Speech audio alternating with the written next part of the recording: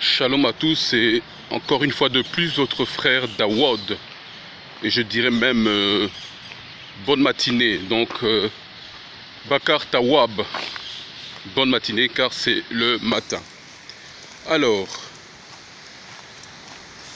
cette vidéo, le sujet de cette vidéo c'est faisons attention, faisons attention de ne pas être retrouvé en train d'accepter toutes sortes de philosophies et toutes sortes de doctrines qui n'ont absolument rien à voir avec le Mashiach et donc qui sont de l'ennemi. N'acceptons pas toutes sortes de philosophies, des mythologies de toutes sortes, des mythologies grecques. Alors, pourquoi je dis cela? Mais très simple. Très simple. Et je vais d'abord commencer par citer un verset. Matthieu 22:30. Mattityahu 22:30. Matthieu 22:30. Et c'est le Mashiach qui parle. Et il dit ceci. Mashiach dit donc que pendant la résurrection, donc à la résurrection des morts, on sera, nous, quand il dit on, c'est nous serons comme des malakim, comme des anges. Et puis il explique qu'est-ce que ça veut dire être comme des anges. Il dit, on ne prendra pas en mariage, on ne prendra pas en mariage et on ne sera pas donné en mariage. Ça veut dire, les hommes ne prendront pas des femmes en mariage et les femmes ne seront pas données en mariage à des hommes. C'est ce que le Mashiach, le Messie, dit clairement. Donc, qu'est-ce qu'il dit? Il explique que les malakim, ou bien les anges, ne se marient pas, ne s'accouplent pas. C'est exactement ça qu'il dit. Or, qu'est-ce qu'on retrouve parmi les Bani Hashara là, parmi les Bantous que nous sommes? Certains d'entre nous pensent que les anges, les malakim, donc des êtres spirituels ou immatériels, sont descendus du ciel, auraient couché avec des femmes qui ont un corps matériel et ils auront enfanté des enfants qu'ils appelleraient Néphilim ou Anakim. C'est ce que ces gens, il y a certains d'entre nous pensent. Et donc, ces enfants seraient des super-hommes, ils seraient des géants. On va essayer d'expliquer cela sans entrer dans les détails parce qu'on n'a pas le temps de le faire ici. Et de toute façon, c'est chacun à faire ses recherches. Et 1 Thessaloniciens 5:21 nous dit de éprouver toute chose, de retenir ce qui est bon et de rejeter ce qui est mauvais. Éprouver, c'est quoi? Ça veut dire tester cela. C'est ça que ça veut dire.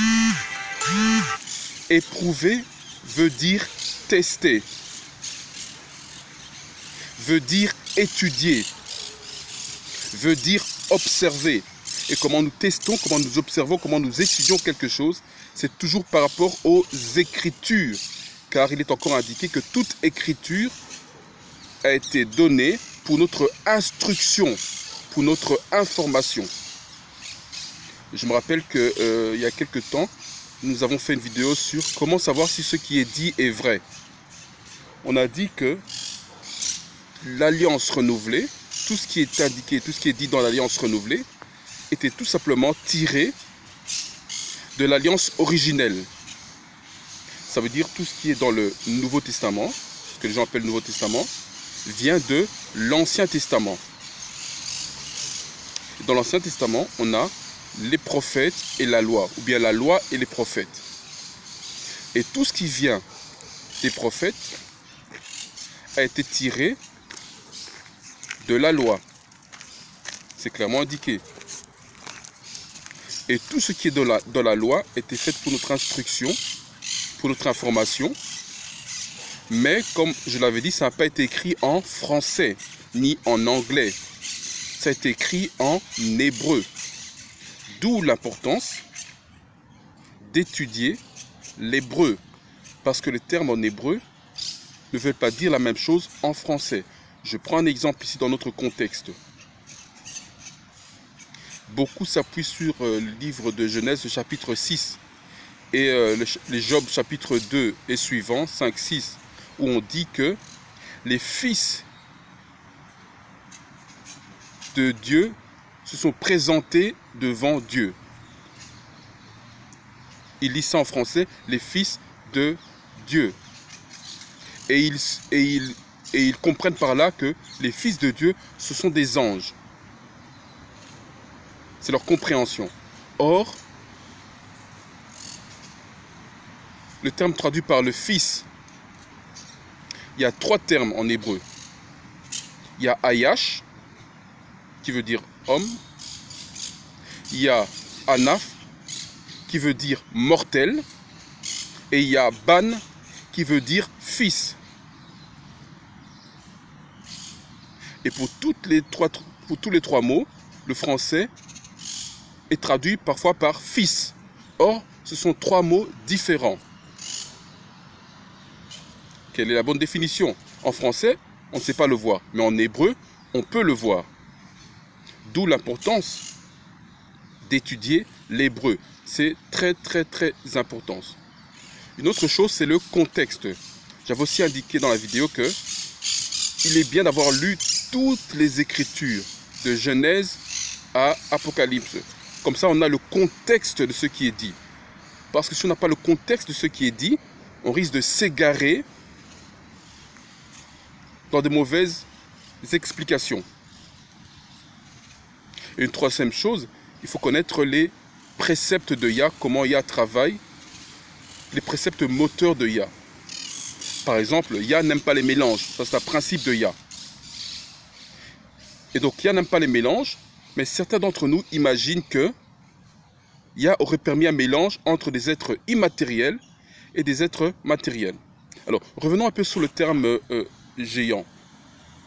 En français, c'est traduit par géant, mais le mot qui est utilisé en hébreu, c'est tout simplement nafil, bien nafal, qui veut simplement dire des gens rejetés. Vous voyez que la traduction en français ne fait pas ressortir cela. Rejetés. C'est ça que nafal veut dire. Les rejetés. Les rejetés, ceux qui n'ont pas, qui sont en dehors de l'alliance. C'est ça que ça veut dire tout simplement. Pourtant, c'est traduit par géant en français. Ce n'est pas la même chose. Rejeté de l'alliance et géant. D'autant plus, on va un peu s'arrêter au terme géant. D'après les descriptions qui étaient indiquées dans le livre d'Enoch, je mesure pratiquement 2 mètres et je pèse 100 kilos. Alors, d'après la description qui est faite dans le livre d'Enoch, ces géants qui auraient vécu sur la terre étaient 6 fois plus grands que moi. Ça veut dire quoi? Ça veut dire qu'ils auraient normalement 12 mètres. Imaginez-vous, 12 mètres. Ils auraient 12 mètres. Mais ce n'est pas tout. Maintenant, il faut calculer leur taille également. Alors, il y a une formule mathématique pour calculer la taille.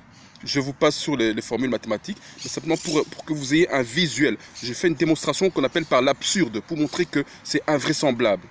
Donc, ils auraient 12 mètres. Je pèse 100 kilos. Ils sont 6 fois plus grands que moi. Donc, leur poids devrait être 6 fois plus grand que le mien. Ce serait quoi?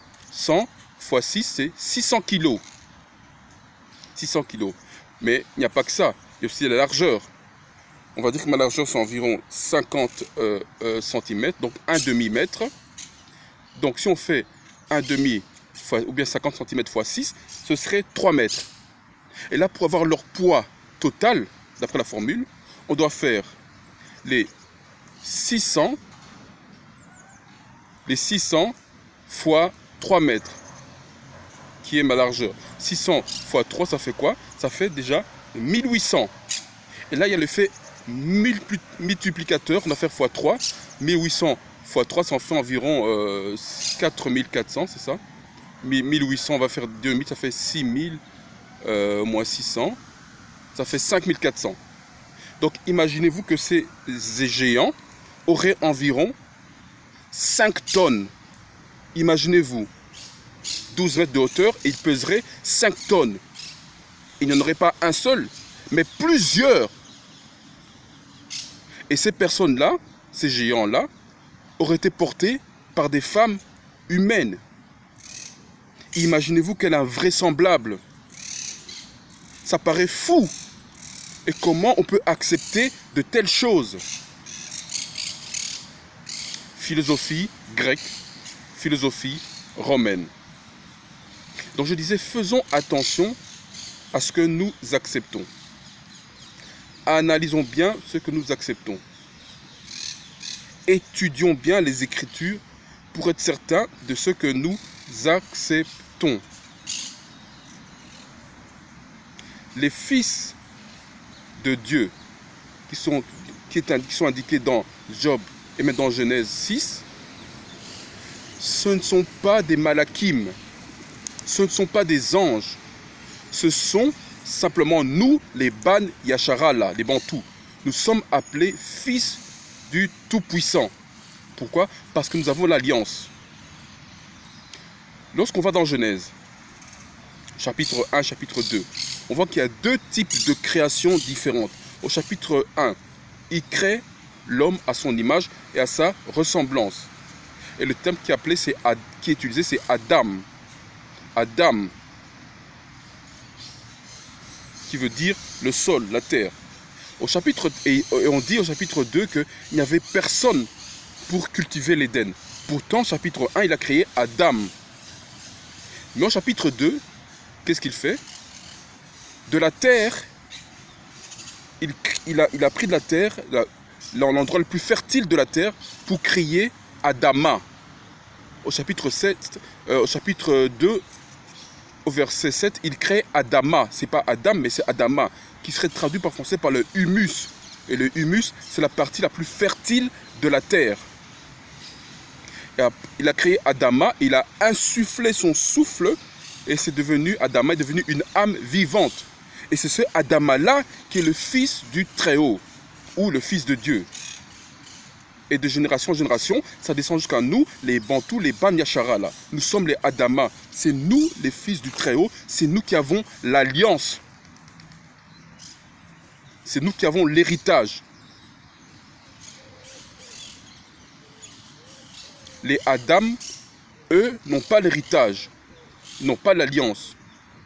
Et quand, justement, dans Genèse 6, on parle du fait que les fils de Dieu ont convoité les filles des hommes, c'est les Adama qui ont convoité les Adam. Donc ils ont pris des femmes qui n'étaient pas dans l'alliance du Très-Haut et se sont mariés avec elles, pardon. Et ils ont fait des enfants. Et ces enfants-là qu'on appelait les Naphal. Et on dit qu'ils étaient des chasseurs, comme leur père. Chasseurs. C'est ça. Ils étaient très forts dans la chasse. Et le terme qui est utilisé, c'est gabar, puissant. Mais certains d'entre nous lisent cela et imaginent que c'était des géants, des super-hommes très grands de taille, créés avec des êtres immatériels, des anges. Faisons attention. Faisons très attention de ne pas être dispersés dans des vaines doctrines. Yah n'aime pas les mélanges. Et Yah est au contrôle de toutes choses. On dit qu'il est le Tout-Puissant, qu'il est le Très-Haut. Il est au contrôle de toutes choses. Donc faisons attention aux doctrines que nous acceptons. On peut rapidement et facilement se retrouver dans l'erreur. Parce que certaines choses ont été mal traduites par des personnes qui n'avaient pas la culture bantou Ban Yashara là, ou tout simplement qui n'avaient pas la connaissance nécessaire. Je sais cependant également que la connaissance, elle est progressive. Donc, je nous encourage à réellement éprouver toute chose, ne pas accepter toute doctrine. Sinon, nous sommes voués à aller dans l'erreur. Dans toutes sortes de philosophies grecques, romaines, toutes ces choses, c'est de la mythologie grecque. Un dieu qui descendrait, qui coucherait avec des hommes, qui ferait des êtres mi-dieu, mi-homme, etc. Ça n'a absolument rien à voir avec la Torah. Donc, faisons attention. Analysons bien les choses. Je n'ai pas été en détail. Ce n'était pas l'objectif d'aller en détail. De toute façon, aller en détail demanderait de faire une vidéo beaucoup plus longue que cela, en citant les versets bibliques en question, en citant les termes hébreux en question. Ce n'est pas l'objet de cette vidéo. Ça, c'est pour nous stimuler la pensée, d'observer ce qui est dit et de ne pas accepter tout et n'importe quoi. J'espère que cette vidéo a aidé quelqu'un. Et à tous, je dis Shalom.